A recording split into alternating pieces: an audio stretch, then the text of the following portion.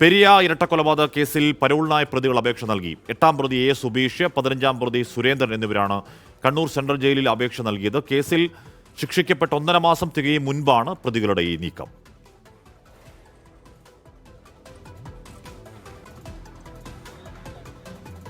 അരുൺ 100% ഈ പരോൾ അനുവദിക്കാൻ വേണ്ടി കൊടുത്തതെന്ന് പറയുന്നത് രാഷ്ട്രീയമാണ്.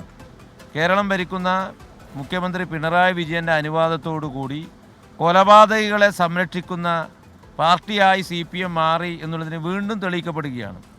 കാരണം വിധി വന്ന് 1 മാസം തികഞ്ഞില്ല.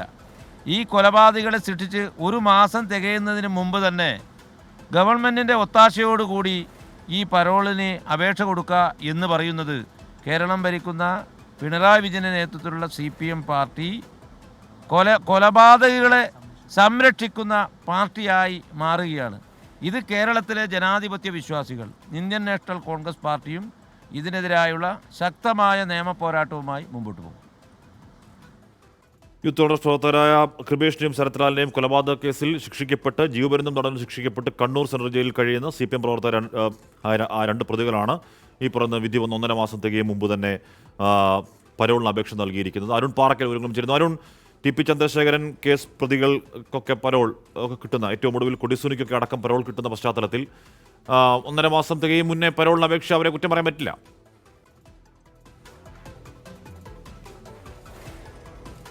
ഹാഷ്മി, അത് തന്നെയാണ് ഹാഷ്മി. ഈ ഇരട്ടക്കൊലപാതക കേസ്, അതായത് പെരിയ ഇരട്ടക്കൊലപാതക കേസ് നാടിനെ ഒന്നാകെ നടുക്കിയ ഒരു സംഭവമാണ്. ജനുവരി 3-നാണ് കൊച്ചി CBI കോടതി ഈ പ്രതികൾക്ക് ഇരട്ട ജീവപര്യന്തം ശിക്ഷ വിധിച്ചത്. ഈ 1 മാസം തികയും മുൻപ് തന്നെ ഇവർ അപേക്ഷ നൽകിയെന്ന വിവരമാണ് ഇപ്പോൾ പുറത്തു വരുന്നത്.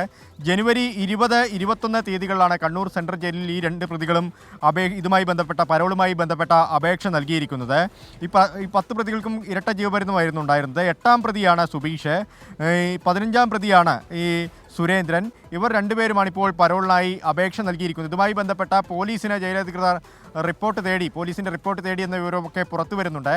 പക്ഷേ പോലീസ് അനുകൂലമായ റിപ്പോർട്ട് നൽകിയിട്ടില്ല എന്നാണ് നമുക്ക് മനസ്സിലാക്കാൻ സാധിക്കുന്നത്.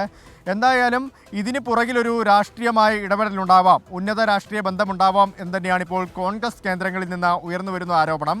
നേരത്തെ നമുക്ക് നൽകിയ പ്രതികരണം DCC പ്രസിഡന്റ് PK ഫൈസലായിരുന്നു.